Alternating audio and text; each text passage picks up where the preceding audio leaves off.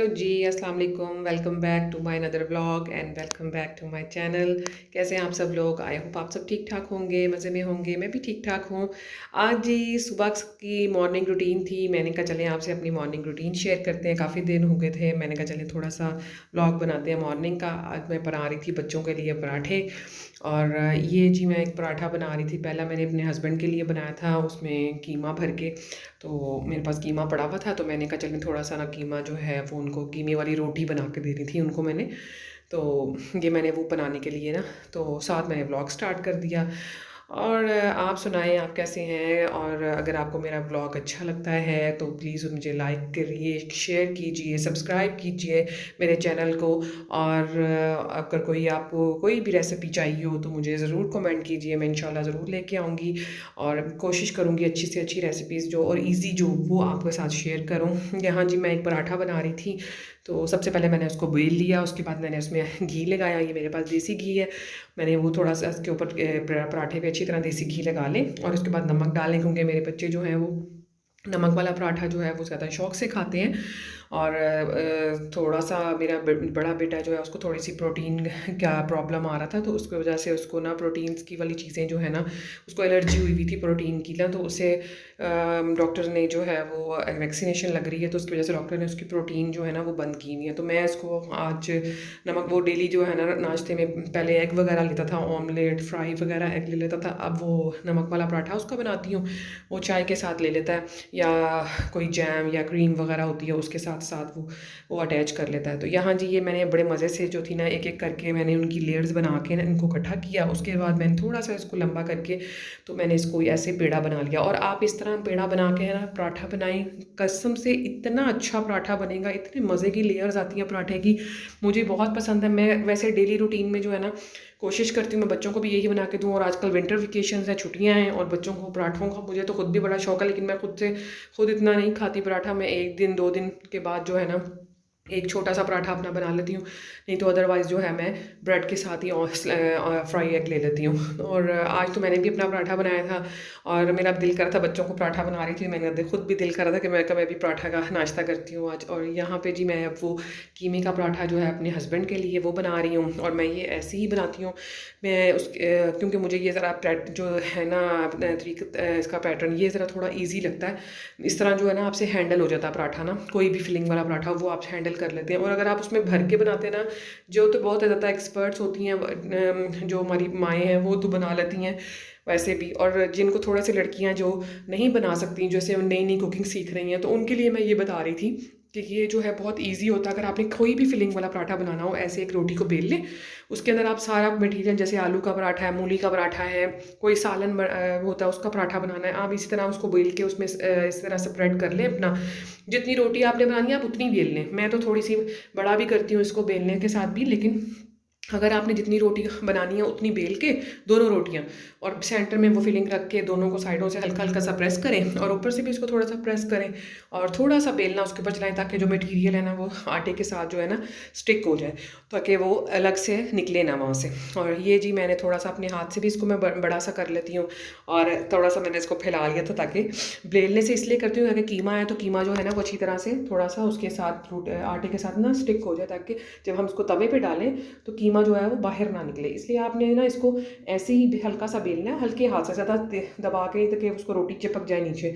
और यहाँ जी मैंने अपना पराठा उठा के जो है वो तवे पे डाल दिया, और ये तवे पे डाल के तो आपने पहले इसको थोड़ा सा दोनों साइड से एक दफ़ा सेक लें। उसके बाद फिर आप इस पर देसी घी लगाएं, जो भी आप यूज़ करते हैं, घी ऑयल वगैरह जो भी है वो लगाएं।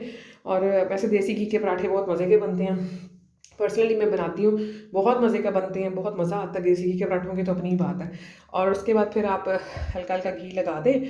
ये मेरे हस्बैंड के लिए मैं बना रही हूँ, तो वो जो है ना ज़्यादातर घी तो लेते नहीं है, वो ऑलिव ऑयल के साथ थोड़ा सा मैं उनको ऑलिव ऑयल रोटी के ऊपर डाल देती हूँ, तो वो ही खाते हैं। मैंने दरअसल ये बनाया था उनके लिए, तो मैंने इस पर देसी घी थोड़ा लगाया था ताकि टेस्ट अच्छा आ जाता है पराठे का ना। तो आज तो उनकी डाइटिंग तो नहीं वो करते, लेकिन उनका कोलेस्ट्रॉल का थोड़ा इशू है, तो इस वजह से मैं उनको जो है ना ये ऑयल वो कम ही देते हैं। तो यहाँ जी मैंने इसका जो अपना पराठा था कीमे वाला वो फ्राई किया, और बड़े मज़े से इसको थोड़ा सा प्रेस कर दिया करें ताकि ज़रा क्रिस्पी बन जाए। और हमेशा हल्की आग पे आप पराठा बनाएंगे ना वो बहुत मज़े का और बहुत ज़्यादा क्रिस्पी बनता है और उसका टेस्ट भी बड़ा मज़े का बनता है। जब आप तेज़ आग पे पराठा बनाएंगे, ये एक टिप है, पता नहीं आपको पता है या नहीं पता, लेकिन मैं बता देती हूँ कि जो टिप है कि आप हमेशा पराठे को तेज़ आग पे मत बनाएं, मीडियम आग पे उसको बनाएं और उसको प्रॉपर जो है ना, अगर आपने क्रिस्पी पराठा खाना है तो उसको स्लो फ्लेम के ऊपर उसको कुक होने दें, ताकि वो अच्छी तरह से एक तो पक भी जाता है और वो इतना क्रिस्पी और इतना मज़े का बन जाता है कि आपको उसका खाने का भी बड़ा मज़े का टेस्ट आता है। तो मैं वैसे ज़्यादातर जो है ना स्लो फ्लेम पे इसलिए बनाती हूँ क्योंकि पराठे का जो मज़ा आता है ना वो इसीलिए इसी तरह ही आता है। आप स्लो फ्लेम पे बनाएं और वो बड़ा मज़े का और क्रिस्पी क्रिस्पी सा पराठा बनता है। ये जी मेरे हस्बैंड का पराठा जो था वो रेडी हो गया। मैंने उनके लिए कीमे का पराठा बनाया था, साथ में वो दही दही लेते हैं चीनी वाला, और साथ थोड़ी सी चटनी थी मेरे पास धनिए की पुदीने की बनाई हुई, वो मैंने मिक्स करके उनको दी थी। तो जी उनका खाना तो रेडी हो गया था, साथ में मेरी चाय भी एक तरफ बन रही थी सुबह नाश्ते में। तो जी चाय साथ हो और उसके साथ नाश्ता हो तो फिर मज़ा आ जाता है। और लाजमी चाय तो मेरे तो कह रहे फैमिली में सब बच्चे सब हम लोग जब चाय पीते हैं नाश्ते में लाजमी, और बहुत मज़े की लगती है चाय के साथ पराठा। और ये जी मेरे बेटे का पराठा था, वो मैंने रेडी किया था और उसके साथ उसने चाय लेनी थी। ये एक नाश्ता मेरा एक बच्चे का नाश्ता रेडी हो गया था। और ये जी मैंने चौरस पराठा बनाया था, ये मैंने बेटे का बना रही थी, छोटे बेटे का, क्योंकि उसको मैं सबसे लास्ट में मैं अपना नाश्ता बनाती हूँ, ताकि मैं उसको भी साथ अपने नाश्ता करवा रही होती हूँ और ख़ुद भी साथ साथ उसके कर लेती हूँ। इस तरह उसका भी नाश्ता ख़राब नहीं होता और मेरा भी नहीं होता, हम दोनों जो है ना इकट्ठे मिल के नाश्ता कर लेते हैं। वो फ्राई एग नहीं खाता, उसके लिए मैं ऑमलेट बनाती हूँ। तो ये जी मैंने उसका ऑमलेट बनाया था और हल्का सा नमक और मिर्च डाल के। तो आप जब जिनके यहाँ छोटे बच्चे हैं 4 साल वाले के, उनके लिए बहुत ज़रूरी है उनको पराठे की आदत डालें, बच्चों को थोड़ा थोड़ा करके दें, पहले खुद से साथ साथ खिलाएं। जब उसको आदत पड़ जाए बच्चे को तो फिर आप उसको अलग सेपरेट उसका एक छोटा सा पराठा बनाएं, उसको इम्प्रेस करने के लिए उसका छोटा पेड़ा बनाएं, उसको छोटा पराठा बनाएं और साथ में पराठे के साथ उसको ऑमलेट या फ्राई जो भी एक बच्चा लेता है उसको वो दें, साथ में चाय दें, साथ में योगर्ट दें। मेरा बेटा तो योगर्ट भी बहुत मज़े से खाता है पराठे के साथ, तो मैं योगर्ट भी उसको खिलाती हूँ। साथ में वो ये ऑमलेट भी खाता है। उसके तो लाज़मात होते हैं जी, पूरे होने चाहिए कि ऑमलेट भी हो, साथ में पराठा भी हो, साथ में योगर्ट भी हो और चाय भी हो। पहले तो चाय नहीं पीता था, अब तो चाय भी कहता है मम्मा मेरी चाय कहाँ पे है। अब तो चाय भी पीता है जी वो साथ में एंड पे। 2-3 सिप उसने लेने होते हैं, लेकिन वो भी उसने चाय भी उसकी होनी चाहिए।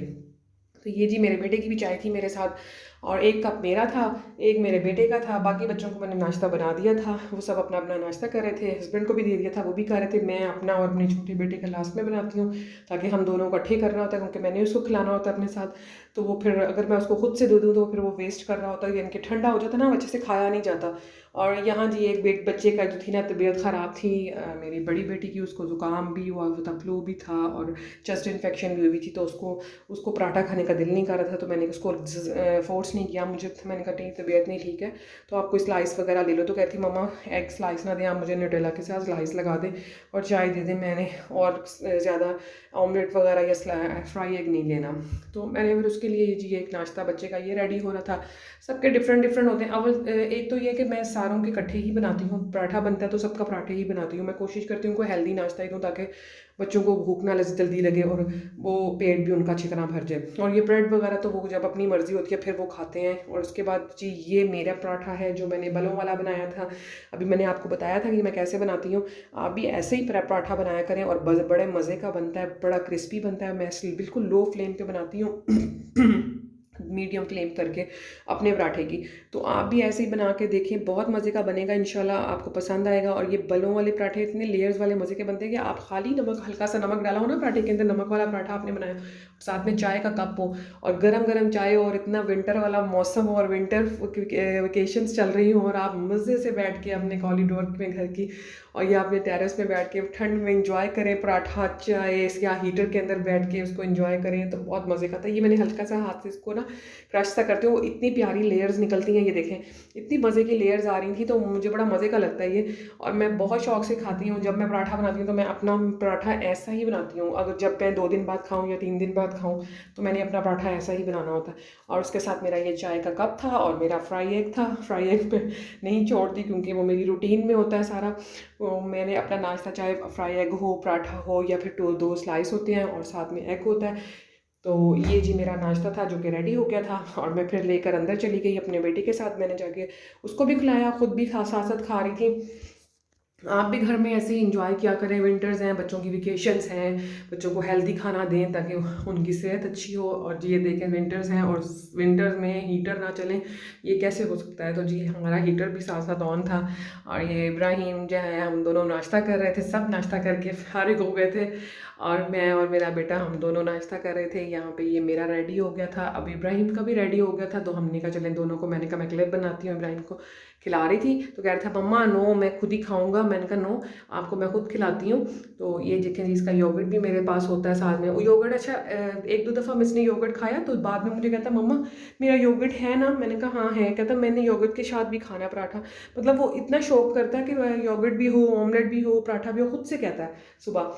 और आजकल तो उसको नान चनों का बहुत शौक हुआ हुआ है, तो पता नहीं क्यों उसको नान चने खाता है। तो वो कहता मुझे, मैं वैसे डेली भी रूटीन पे नहीं खाती नान चने जो, और लेकिन वीकेंड पे फ्राइडे को या सैटरडे नाइट सैटरडे मॉर्निंग को या संडे मॉर्निंग को हम लोग जो है ना नान चनों का नाश्ता करते हैं। बच्चों को थोड़ा सा वो होता है कि घर का डेली का पराठा स्लाइस के अलावा भी जो हट के कोई चीज़ होनी चाहिए, तो वो पराठे से हट के नान चने या पूड़ी वगैरह मंगवाते हैं, पूड़ियाँ वो खाते हैं। तो अब उसको पता नहीं क्यों टेस्ट आता आने लग गया नान चनों का। तो कहता है एक दिन दो दिन बाद में कहेगा मम्मा नान चने नहीं खाने। नान में कहीं डेली नहीं खाते बेटा, आप वीक में वन टाइम खाते हैं, अच्छा नहीं होता, हेल्दी फूड खाना चाहिए ज़्यादा। चलें जी ये हमारा नाश्ता ख़त्म हो गया था और उसके बाद भी हम आ गए थे किचन में, अपने किचन को क्लीन करा मैंने, साथ में मैंने ये सारी चीज़ें अपनी अपनी जगह पे लगाई और साथ में मैंने कहा चलें थोड़े से बर्तन हैं वो भी वॉश कर लूँ। और बस यही टाइम होता है इंसान का, आपस में गपशप भी लग जाती है, आपसे भी थोड़ा सा व्लॉग शेयर हो जाता है कि चलें आपसे थोड़ा सा व्लॉग शेयर कर लूँ। और यहाँ जी मैं साथ साथ अपने बर्तनों को वॉश किया और उसके बाद साथ मैंने अपना चूल्हा भी वॉश करना था, काफ़ी दिन हो गए थे मैंने चूल्हे को वॉश नहीं किया हुआ था, तो मैंने वो भी साथ साथ स्टार्ट कर लिया। और यहाँ पे जी हम लोगों ने फिर काफ़ी हद तक जो है ना, मैंने वो चूल्हे की सफाई कर ली थी। थोड़े से निशान से थे जो अभी मैं लिक्विड एक बनाती हूँ सिरका और सोडे का और नमक डाल के, सॉरी वो नहीं होता जो विम वाला जो होता है लिक्विड, वो डाल के मैं उसका बनाती हूँ। तो वो बड़े मज़े का वो होता है कि आप उसको डाल लें और थोड़ी देर बाद आप उसको ना वॉश कर लें, तो ये जो निशान है ना ये भी चूल्हे के ऊपर नहीं रहते। तो मैं ये ऐसे ही करती हूँ। आज मेरे पास टाइम थोड़ा नहीं था तो मैंने कहीं जाना था, मैंने फ़ौरन जो है ना बस इसमें लिक्विड से थोड़ा सा साबुन से विम का लिक्विड डाला और उसी से मैंने ये सारे चूल्हे जो है ना साफ़ कर लिए अपने। सिर्फ मेरे ये सेंटर वाले रह गए थे, ये भी मैं उतार के वॉश कर लेती हूँ। आज मैंने नहीं की क्योंकि मुझे इतने ज़्यादा गंदे नहीं लग रहे थे, मैंने कहा ये ऐसे ही हो जाएंगे। और बाकी मैंने इतनी साइड्स की प्लेट्स देखें इसी तरह साफ़ की हैं। मैं थोड़ा सा सिरका, थोड़ा सा सोडा और वो विम का जो लिक्विड होता है, कोई भी जो भी आप यूज़ करते हैं लिक्विड, वो यूज़ करके मैंने इसमें डाल दिया था। और उसके बाद मैंने फिर इसको अच्छी तरह से ना साफ़ कर लेती हूँ। पहले मैं इसको वो जो होती है स्कॉच ब्राइट वाली, उससे साफ़ करती हूँ और उसके बाद फिर मैं इसको स्पंज के साथ साफ़ कर लेती हूँ। तो बड़ा अच्छा नीट और क्लीन हो जाता है मेरा चूल्हा भी।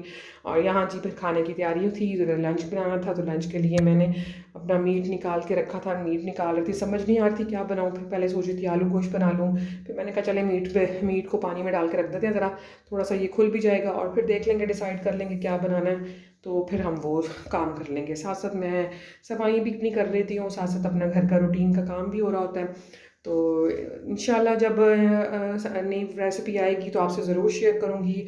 ओके जी, इस मेरे चैनल को सब्सक्राइब कीजिए, लाइक कीजिए, शेयर कीजिए। मिलेंगे नेक्स्ट व्लॉग में। अल्लाह हाफिज़, हैप्पी न्यू ईयर।